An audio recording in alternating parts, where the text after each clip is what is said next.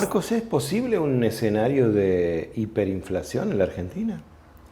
La verdad, Pablo, es bastante improbable porque un escenario de hiperinflación significa un crecimiento tan sostenido y tan prolongado en el tiempo que implicaría un crecimiento a tasas más elevadas de lo que venimos teniendo. Sin embargo, ya una inflación de 3 dígitos es preocupante, ¿sí? No es una inflación normal, no es una inflación que tengan muchos países en el mundo, aun cuando después de la pandemia la mayoría de los países tuvo inflación, ¿sí? Hasta los países que tienen una política monetaria muy estricta, aquellos países que hacen muy buen el control del gasto público, pero ese gasto público tuvo que incrementarse fuertemente durante la pandemia y eso provocó una inflación a nivel global. Sumado a ello, la crisis por la guerra entre Rusia y Ucrania incrementó el precio de los commodities a nivel internacional y eso incrementó aún más el nivel de precios a nivel internacional. Nuestro país no fue ajeno, pero sí tenemos unas tasas de interés, de inflación preocupantes, que para este año 2023 se espera que sea superior al 100%. El año pasado, 2022, se pensaba que iba a llegar al 100%, llegó casi 96%, pero para el 2023 esperamos que lo supere al ritmo que venimos teniendo los índices mensuales hasta el momento, ¿no? No creo que lleguemos a una hiperinflación, pero todo depende de las próximas medidas económicas que se tomen a futuro, que en estos momentos están como un poco calmas y no hay como alguna política específicamente antiinflacionaria en nuestro país. Hay medidas un poco sueltas, pero no hay una política de largo plazo antiinflacionaria.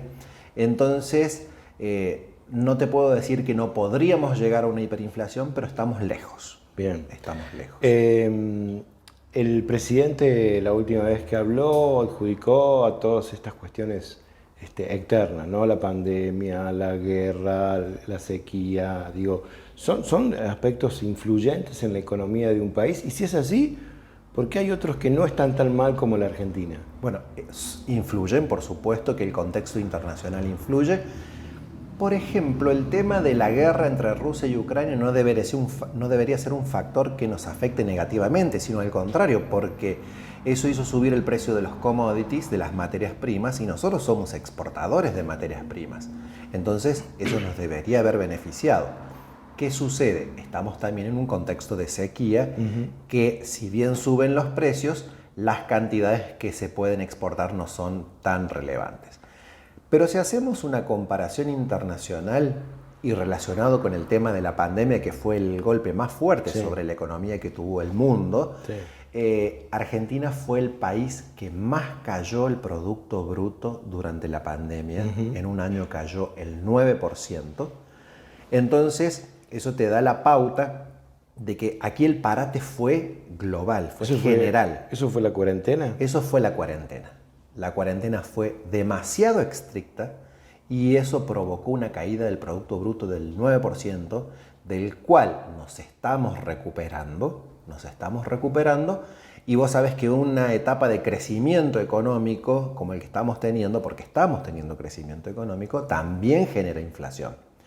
Sumado a que estamos en un escenario con un fuerte gasto público financiado con emisión monetaria, tenemos un alto nivel de deuda estatal, tanto en dólares, que se le atribuye al gobierno anterior la deuda tomada por los 45.000 millones de dólares con los organismos de crédito internacional, más los 7.5 billones de pesos que ha emitido el gobierno actual, y encima, como no ha conseguido financiamiento a tasas bajas, ha tenido que salir a emitir con tasas de interés indexadas por inflación. Entonces eso es una bola de nieve que va creciendo y que es muy difícil de parar. Ahora, la inflación ha sido el problema eterno de la Argentina. Digo, desde que tengo uso de razón, que en la Argentina venimos hablando de inflación, más o menos, pero siempre inflación. Sí, cuando no tuvimos inflación fue en la época de convertibilidad, cuando el dólar se ató al peso, el peso se ató al dólar, el 1 a 1, veníamos de un contexto de hiperinflación, Sí. y eso la bajó drásticamente. La bajó drásticamente. Y tuvimos unos años con un tema de estabilidad en los precios. La convertibilidad fue una buena medida para ello, pero después trajo otros inconvenientes a futuro que, en mi parecer, fue muy larga el periodo que tuvimos convertibilidad. La tendrían que haber puesto por un par de años, Claro. ¿sí? Y después levantarla, porque ¿qué te genera un tipo de cambio fijo? Te genera principalmente, la primera medida es una baja en los precios. Eso te genera también un incremento en el salario real de las personas, ¿sí? De los trabajadores. Sí. Si vos te recordás, mucha gente viajaba al exterior, se importaba un montón de bienes del exterior, pero eso también te hace caro la mano de obra local con respecto a nivel internacional, y entonces te hace caro los productos argentinos contra el resto del mundo. Sí. Entonces empiezan a ser menos rentables las actividades empresariales en nuestro país y conviene más importar. ¿Qué te genera eso en el largo plazo? Sí. Te genera desempleo. Y ese fue el gran problema que tuvimos con la convertibilidad, que llegamos al 32% de desempleo en la época de Menem y Cavallo.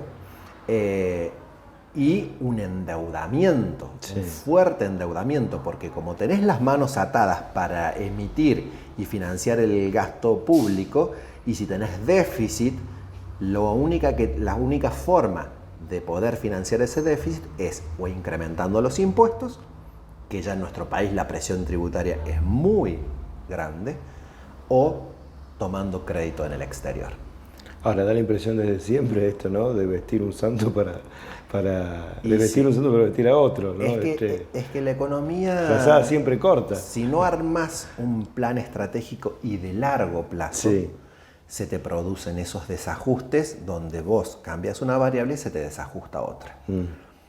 Ahora, un plan económico de largo plazo implica tomar decisiones que por ahí requieren un esfuerzo, un sacrificio presente en función de tener mejores resultados. Y me da la impresión que requiere también consenso político, que es lo que la Argentina hoy no tiene. Es que el tema es que la sábana corta no la tiene el país, la tienen los políticos. Porque un político tiene para mostrar resultados 4 años, 8 si es reelecto.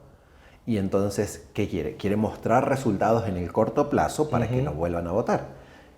Lo que sucede es que por allí las medidas se tienen que pensar para más largo plazo. Entonces no le quiere dejar el resultado al que lo sucede, quiere mostrar los resultados él. Entonces es un problema de cortoplacismo. Se habla de miopía. ¿Quién es miope? El que no puede ver a lo lejos. Entonces los políticos tienen un problema de miopía. Resuelven el problema coyuntural, resuelven el problema de corto plazo, pero no miran bien en el largo plazo. Entonces, por eso se producen esos desajustes, porque la política económica está más bien resolviendo los baches que se van surgiendo en el camino, en el corto plazo, y no realmente decir, bueno, levantamos el asfalto y reasfaltamos de vuelta y barajamos y damos de nuevo, ¿no? Ese es el problema. Soluciones de corto plazo que te generan esa frazada corta que decís vos, y no soluciones estructurales. Marcos, hoy hay dirigentes e incluso candidatos a presidente que plantean la dolarización, ¿no? Como una salida para la Argentina. Bueno, la dolarización es un tema que se viene discutiendo desde hace muchos años en nuestro país. Aquí, por ejemplo, en San Luis, el diputado Cacase ha presentado proyectos al respecto. Hay un candidato presidencial, Javier Milei, que habla de dolarización, que habla de destruir el Banco Central.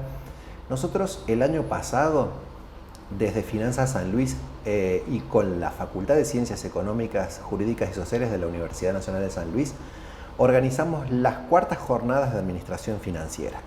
Y tuvimos allí la presencia del doctor Germán Guayamade, de Ecuador. Mira. Que Ecuador ya pasó por ese proceso. Ya pasó por eso. Ya pasó por ese proceso de dolarización que fue allá en el 2000-2001. ¿Sí? Bueno, la dolarización es como la convertibilidad. ¿Qué te genera? Te genera una baja en el índice de inflación impresionante. te genera un rápido crecimiento del salario real de las personas en términos de dólares. Sí. Imagínate, vos a lo mejor hace un par de años ganabas $3.000 por mes y ahora Sí. estás ganando $800 por mes. Sí. Eso, o sea, te sube el salario real en dólares, es tu poder de compra, pero te genera lo que vimos que sucedió con la convertibilidad. Empezás a necesitar mucho financiamiento exterior porque no podés emitir. Al no poder emitir, ¿cómo solventamos el gasto? Tenemos que endeudarnos. Entonces, en el largo plazo se genera eso, un incremento impresionante de la deuda externa en dólares. También se empieza a generar que los productos realizados localmente se vuelven más caros, Sí. te bajan las exportaciones, hay menos entrada de dólares, hay empresas que tienen que cerrar, y eso te genera un incremento del desempleo. Entonces, ¿cuál es la diferencia entre la convertibilidad y la dolarización? En términos de efecto de política, ninguno. Es lo mismo. Ahora, la principal diferencia es que vos a la convertibilidad la podés sacar con una ley. Claro. Y cuando dolarizaste te ataste de manos para siempre. Además con una moneda que no está muy bien hoy por hoy. El ¿no? dólar no es una moneda que esté muy bien porque también Estados Unidos tiene inflación, Sí. está perdiendo competitividad frente al yuan, está perdiendo competitividad frente al euro, pero atarse a la moneda de otro país es realmente atarse de manos para siempre. No podés salir de eso, no podés salir de una dolarización, o por lo menos no lo podés hacer a un costo social bajo, ¿sí? Entonces yo no creo que la solución sea la dolarización, porque estábamos hablando con unos colegas en la facultad en Villa Mercedes y me decían, pero la dolarizar es como sacarle la droga a un adicto, ¿sí? Yo no soy especialista en eso. Somos adictos al dólar. Pero en realidad somos adictos al dólar, pero digamos, sacarle la droga al adicto, a él se hacía referencia al Estado emitiendo para financiar el déficit fiscal. Claro. Entonces dice, si vos le parás la casa de moneda, es como sacarle la droga a un adicto. Ahora, no soy especialista en el tema, pero bueno, le podés sacar a un adicto la droga de un día para el otro, lo matás. Tiene que ser un proceso gradual, ¿sí? Entonces, en este caso también hay que ir tratando de ajustar mecanismos para contener el déficit fiscal, para contener la emisión monetaria para financiar ese déficit fiscal, pero no podés de un día para el otro atarte de manos y menos para siempre. Menos para siempre, como sería un proceso de dolarización. ¿Dónde leemos Finanzas San Luis? Finanzas San Luis, estamos en todas las redes sociales. Estamos en finanzasanluis.com.ar y después en Twitter, en Facebook, en Instagram, en LinkedIn y también en YouTube. Marcos, si yo no estuviera acá y tuvieras que sentar cara a cara a alguien, ¿a quién sentarías y por qué?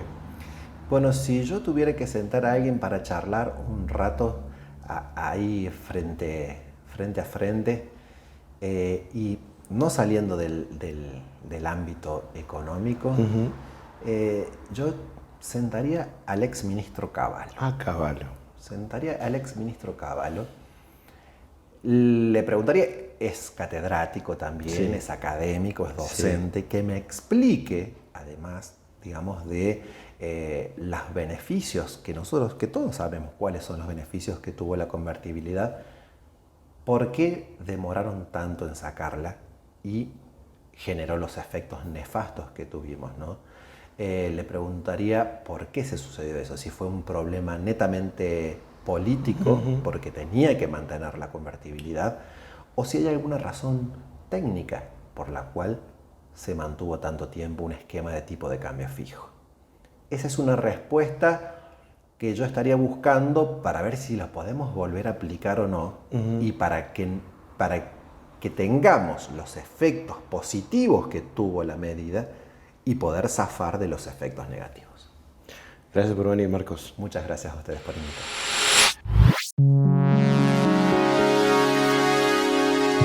Todos los invitados al Cara a Cara se llevan deliciosos bombones de Light Chocolates, ideales para regalar en cualquier ocasión. Agasajamos a nuestros invitados con exquisiteces de Victoria Patisserie. Encontralas en su nuevo local del Patio de la República, General Paz 745, Ciudad de San Luis. Farmacias Quintana, desde tu nacimiento, en tus momentos de regalos, en tus momentos de alegría, cuando más nos necesitas, porque somos tu familia, colaborando con tu salud y belleza. Farmacias Quintana, nuestra vida es parte de la tuya. En la ciudad de La Punta, somos gente activa, sabemos del valor del esfuerzo, por eso vamos de la mano con nuestros emprendedores. Cuando hacemos una obra no solo queremos mejorar los servicios, también buscamos generar empleo y trabajo genuino. Somos una ciudad joven, pujante, que cree en la educación, en los valores y que cuida el medio ambiente. Somos La Punta. Intendencia Martín Olivero.